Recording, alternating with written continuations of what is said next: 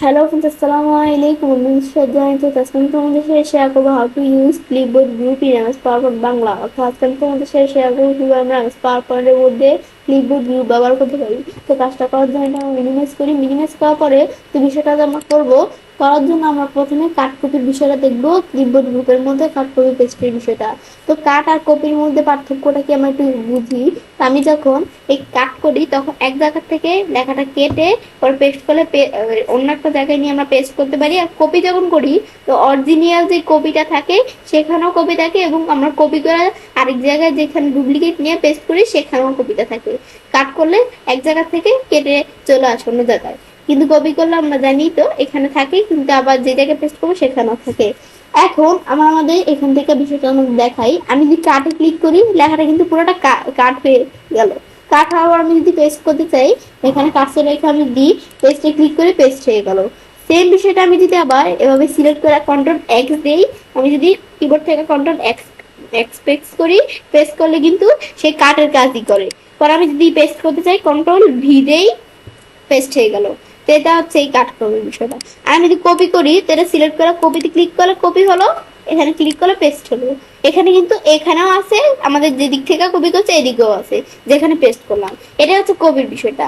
আর আমি যদি এটা সিলেক্ট করে আবার কন্ট্রোল সি দেই, কন্ট্রোল সি দিয়েও কপি করতে পারি। পেস্ট করি কন্ট্রোল ভি দিয়ে, বেশ পেস্ট হয়ে গেল। এটা তো আমরা জানি এই বিষয়গুলো স্বাভাবিক।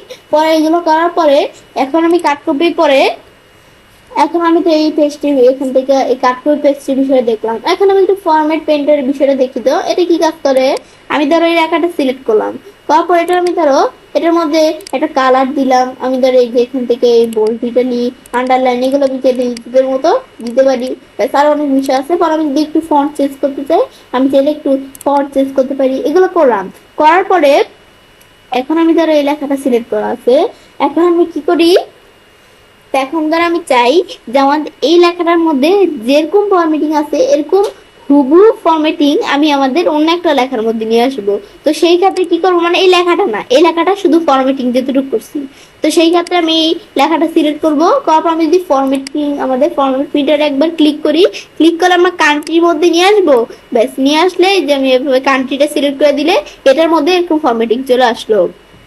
কিন্তু এখন আমি আমাদের কিন্তু হওয়ার পর আমি যদি স্মল এর মধ্যে ফরম্যাটিং করতে যাই সিলেক্ট করি, ফরম্যাটিং হচ্ছে না, কারণ এই অপশনটা সিলেক্ট থেকে উঠে গেছে।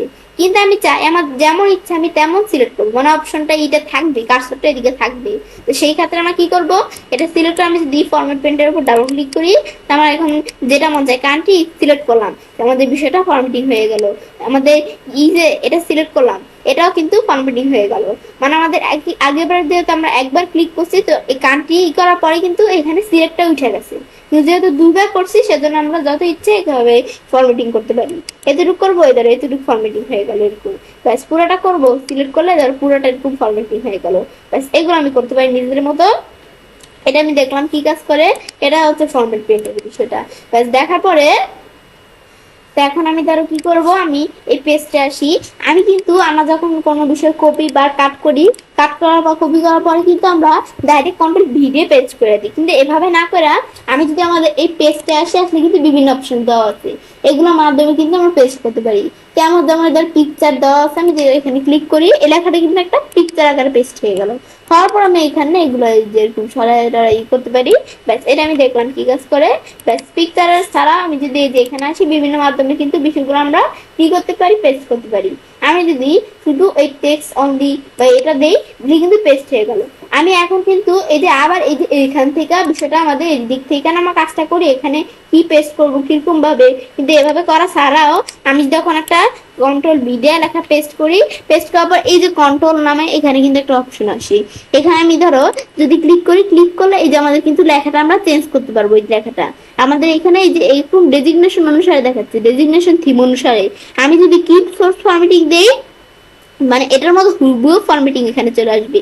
ডেজিগনেশন দিলে এরকম, পিকচার দিলে পিকচার আকারে আসবে, এই টেক্সট দিলে শুধু টেক্সট আকারে আসবে, শুধু টেক্সট আকারে, মানে কোনো ফরম্যাটিং থাকবে না। এটাই হচ্ছে মূলত এই বিষয়টা আমরা দেখলাম। দেখার পরে আমরা যে ফরম্যাটিং করতেছি এখান থেকে একটা ফরম্যাটিং দেখা দিলেই হবে। ব্যাস এখান থেকে আমরা বিষয়টা করতে পারি, কন্ট্রোল অপশন থেকেও করতে পারি। ব্যাস আবার আমি যদি এভাবে চাইলে যে পেস্ট স্পেশাল আসি, এখানে এসে আমি নিজেদের মতো করতে পারি। এখন আমি যদি কি করি, আমি যদি এখন ধরো এটা আমি ডিলিট করে দিলাম, লেখাটা সিলেক্ট করে। এখন আমি যদি কি করি, আমরা এই পেজটা আসাবো, পেজ স্পেশাল আসার পরে আমি যদি এখন কি করি, এই আনফরম্যাটেড টেক্সট দিয়ে ওকে দেই, তাহলে কিন্তু ফরম্যাটিং ছাড়া এটা সিলেক্ট করছি, আমাদের মানে কপি করছি ফরম্যাটিং আকারে, কিন্তু ফরম্যাটিং ছাড়া কিন্তু বিষয়টা পেস্ট হয়ে গেছে। আবার আমি যদি যেটার পরে আমরা যদি এই লেখাটা সিলেক্ট করি, পুরোটা সিলেক্ট করার পরে এটা আমরা ডিলিট করে দিলাম। আবার আমি যদি এখানে আসার পরে পেস্ট স্পেশাল আসার পর যদি আমাদের ফরম্যাটেড টেক্সট যেহেতু আনফরম্যাটেড টেক্সট দিছি, তো যে কোনো ফরম্যাটিং করা থাকলে এটা ফরম্যাটিংটা পেস্ট হবে না। আর ফরম্যাটেড টেক্সট দিলে এটা আমাদের ফরম্যাটিং সহকারে বিষয়টা পেস্ট হয়ে যাবে। এটা হচ্ছে আনফরম্যাটেড ফরম্যাটিং টেক্সটের বিষয়টা। আবার পেস্টে আসার পরে পেস্ট স্পেশাল আসার পরে যদি আমরা এই কোনো পিকচার আকারে পেস্ট করতে যাই, আরো অনেক বিষয় দেওয়া আছে, এগুলো পেস্ট করতে পারি। আমি ধরো জেপিজি পিকচার আকারে পেস্ট করবো, এটা সিলেক্ট করে ওকে দেই। এই দেখো এটা কিন্তু জেপিজি পিকচার আকারে কিন্তু বিষয়টা পেস্ট হয়ে গেল। এখন আমি এটা পিকচার আকারে যেহেতু করছি, তো আমি এখানে পিকচারের যে বিষয়গুলো করা যায় পিকচারের বিষয় আকারে কিন্তু এই যে ধরো বিষয়গুলো আমরা করতে পারছি।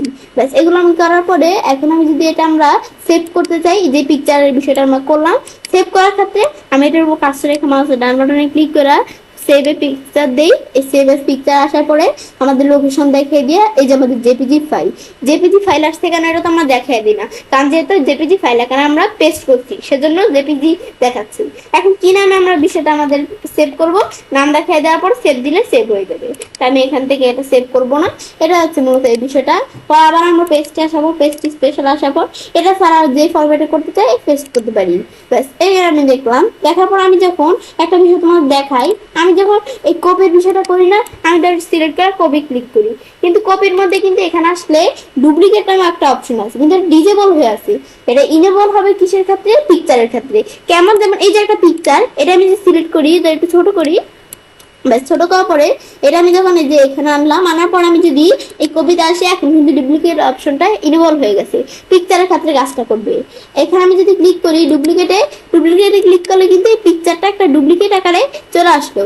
আবার আমি যদি এই যে এখান থেকে আমরা এদিকে আসার পর ডুপ্লিকেট দিই, এই যে একটা ডুপ্লিকেট আকারে চলে আসলো। এবার আমি একটা ডুপ্লিকেট আকারে পিকচারটা নিতে পারি। ব্যাস এটা আমি দেখলাম।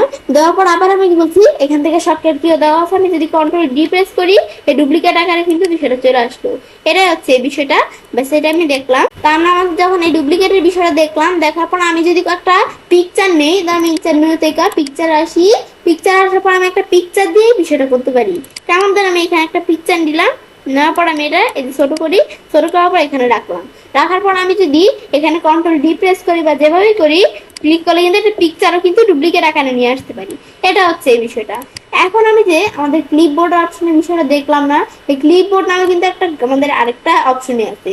এই যে ক্লিপবোর্ডের অপশনটা, এই যে আমি যদি এখানে ক্লিক করি, ক্লিক করলে এটা কি কাজ করে, এটা কাজ করা হচ্ছে, আমি ধরো এখানে আসলে আমার একটা স্লাইড আছে, এই স্লাইডের মধ্যে বিষয়টা দেখাই।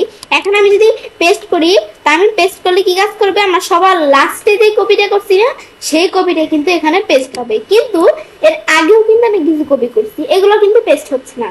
তা আমি যদি এই আগের কপিগুলো পেস্ট করতে চাই, এখানে যদি ক্লিক করলে কিন্তু বিষয়টা হয়ে যাবে। তো আমি যদি এই যে এখানে আসার পরে এই পেস্ট দিই, পেস্ট হয়ে যাবে। আবার আমি এভাবে যখন বিষয়টা পেস্ট হওয়ার পর আমি যদি এই যে কি করতে চাই, এটা আমি যদি এই যে সিলেক্ট করে আমাদের ডিলিট দিই, ডিলিট করলে এটা কিন্তু ডিলিট হয়ে যাবে। এই যে এটা ডিলিট করবো, সিলেক্ট করে আমি যদি এই যে এখানে এই সিলেক্ট করে ডিলিট দিই, ডিলিট হয়ে যাবে। আর পেস্ট অল দিলে আমার যত কপি করছি সব কপিগুলো পেস্ট হয়ে যাবে। আর ক্লিয়ার অল দিলে আমার এখানে ক্লিপবোর্ডে যত কপি আমরা যখন কপি করি ক্লিপবোর্ডে জমা থাকে, ক্লিয়ার অল দিলে যত কপি করছি সব কপিগুলো কিন্তু এই ক্লিপবোর্ড থেকে উঠে গেছে। ব্যাস এখন কিন্তু আমরা আমাদের আর পেস্ট করলেও পেস্ট হবে না, যত পেস্ট করি পেস্ট হচ্ছে না। এই অপশনগুলো কিন্তু ডিজেবল হয়ে আছে, কেন, ক্লিপবোর্ড থেকে সব ডিলিট করে দিচ্ছি সেজন্য। ব্যাস টেবাম ছেড়ে বিষয়টা করতে পারি, টেবাম ছেড়ে কাজটা করতে পারি। এবং খুব সহজ এমএস পাওয়ার পয়েন্টের মধ্যে ক্লিপবোর্ড গ্রুপ ব্যবহার করতে পারি। ফ্রেন্ডস, আমার আজকে এই ভিডিও তোমাদের ভালো লেগে থাকে, আমাদের চ্যানেলটি সাবস্ক্রাইব, লাইক করুন, সব সাথে শেয়ার করবেন।